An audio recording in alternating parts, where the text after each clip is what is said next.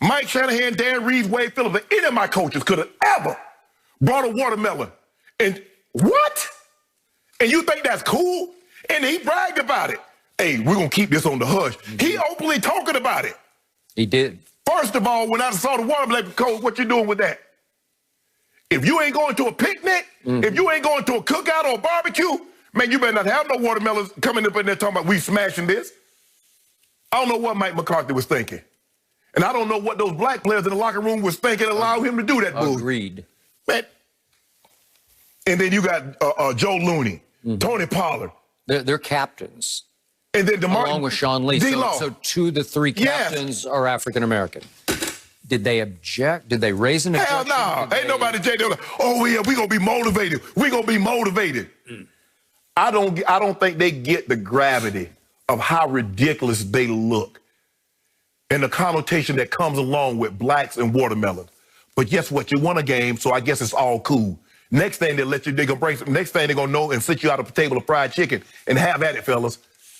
Y'all, boy, y'all look here, y'all look here. Skip Bayless, in sports, we need to stop all this old buck dancing that we be doing. I'm so disappointed in the black players for the Dallas Cowboys that they would allow this to happen. I'm so disappointed. This ain't about no motivation. Do you get what they done? They used to throw watermelons at black people. And y'all out there, y'all think it's cute. You up there smashing it. I bet D-Law probably hit it about 5 or 6 times, too. That was the one with Dalvin Cook's face. He probably hit it 5 or 6 times. Little do they know.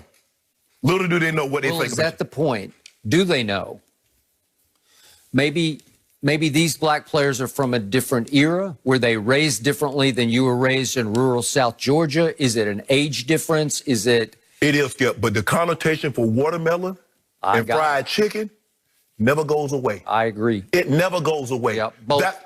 I consider both racist symbols. Thank you. They are. And we just went through a period of Black Lives Matter in which we tried to eradicate all the racist symbols, mostly in the form of statues, remaining in this country. And it seemed like we wiped out many of them, but you can't wipe out watermelons because people do still like to eat watermelons. But when you start to smash watermelons in front of a team, I don't know exactly what their racial breakdown is. At least 65%. 65? Could be 70, somewhere in that. Because the NFL is between 68 and 70% African-American. So the Cowboys, I would say that makeup is at least that, Skip. Okay, so USA Today quotes a Cowboys source, I assume one of the players, and I don't know if it's a black or a white player, saying that everybody was laughing so hard, it was entertaining to say the least. Okay, is that what every black player thought in that room? I don't know. Will we hear any backlash starting, what is today? Tuesday, but it'll start tomorrow when there be some media availability. Will any of the black players stand up and say, you know what, that was out of line? Think about how many people used to laugh when the comedians dressed up, the white comedians dressed up in blackface. People were laughing. Just because someone laughed, that don't mean it's okay. Obviously, I don't believe Mike McCarthy intended this as some sort of racist slight. He'd be out of his mind. But he also was very insensitive to what that stands for when you have a team that's 65, 70% black. Exactly. Right? So it was his brilliant idea to take the watermelons on the team plane, because you can't get watermelons right now up in Minneapolis because they're not in season, obviously. So they cart them up there in the team plane, and he found a sledgehammer that would work to smash. And it's a little bit of a playoff. I don't know if McCarthy knew that comedian Gallagher back in the 80s, he used to end his act, or I don't know, I never watched his act, but he would smash watermelons, right? And McCarthy said he was a little concerned. The hotel was very concerned because it's going to make the biggest mess in whatever meeting room they were in. But he said we were very efficient and we had quick cleanup of it, and it worked. And it obviously worked for them on the field because they did come out and play their most inspired football of the season, which isn't saying much, but they did. Well, if it takes someone doing something insensitive, racially insensitive to motivate you, hey, I guess do you. And we didn't talk about this, but he also tried another sort of motivational strategic tactic, which was called across the hall. And I'd never heard of these kind of sessions exactly this way, where everybody traded sessions, where the receivers went over to the cornerbacks coach, whoever's coaching the DBs. And, everybody mixed and matched meeting rooms. Well, that's what Coach Belichick did so well with Tom Brady. He's telling you what that's one-on-one. Right. That was basically the defensive coach telling the quarterback what to look for. I'm surprised that more players, because I always, if I line up here, I'm always asking the corners and safeties, if I line up here, tell me what you think I'm running. If I line up here, if I do this, okay, they were like, well, Sharp, why did you do this? Well, if you line up here and I'm looking at the front, I know you're in this coverage. I got it. That's informal. These were formal sessions where they walked across the hall and traded meeting rooms. Whatever it takes, they were 2 and 7. Don't you think you should? Yep, you should do that on your own. Thank you. I got it. But this was a tactic I'd never really, in all my years covering pro football, I'd never heard of that before. Obviously, Belichick would counsel Brady, right?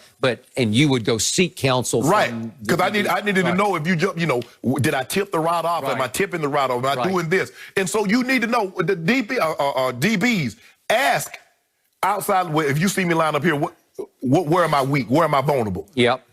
So McCarthy was asked yesterday, so are you going to try the watermelon motivational tactic again before Washington, which comes on Thanksgiving, so it's coming immediately here. And he said, that's a great question. We'll see, blah, blah, blah. Well, I'm hoping after what you just said that he nixes that idea. They need to be done with the watermelons. Yes. Unless they're eating it for a picnic or cookout. Yeah. Well, the point is that I would hope that Washington in and of itself would be enough motivation. Listen, I grew up covering the Cowboys in this business when, listen, this is back in the good old days. Yes. When Dallas Washington week, the last thing you needed was motivation. It was all out blood hatred. Think of what you said. Yeah. You said that was the only time Raider week. Yeah, Raider week. It's Raider week. Yeah. Nothing else need to be said. Mike ain't need to give no pep talks, ain't need no promote, ain't need no dummies, no nothing. It was Raiders week. We were geeked. You just don't. Geeked. Right. And wouldn't this team be geeked after it went to Washington and just got its butt kicked? Yes. It was 25-3. And remember, Andy Dalton got knocked out in the third quarter by a John Bostic cheap shot. You win this game, you're in first place in the division. What more do you need? You just got embarrassed at Washington on October 25th. You look at the yards. You barely had any yards. The game ends with Ben DiNucci at quarterback, right? Okay. Is there anything more than revenge against your arch rival? Yeah. Okay. So now, not only do I set you back, because now I've got 4 wins. I'm in first place. I got to set you back 1. So I'm sitting pretty. And I still got Philly, and I still get the Giants. So that's all the motivation I need. Skip, that's your arch rival. You can say the Giants and the Eagles and all that, Skip, but we know who it is just because of the names alone. It goes. Okay, so above and beyond your issues with the racist connotation. Yes. Why was Mike McCarthy gloating about this? Yes. I've been doing this for a long time, and I knew I had to come up with something. You were That's what you came. Think about it. Let that sink in, Skip. That's what he came up with. Of all the time he's sitting around. I got to get these guys motivated. Not a speech by Rockney. Not by some army general. Like a motivation. Yes. Yeah. We got to storm the beach like Normandy. Not that. Show Rocky something. Not that. No. Let me see. Let me get about 7 or 8 watermelons. Take them to Minnesota. Get a couple of hammers and ask the guys to smash them. And then I'm going to get the black guys. And they're like, oh, yeah, let me smash, Boy, y'all. If I was in the barbershop, y'all know what I would be saying. Well, I just hope Washington is enough to get my team ready to play on Thursday, because the whole season teeters on this game.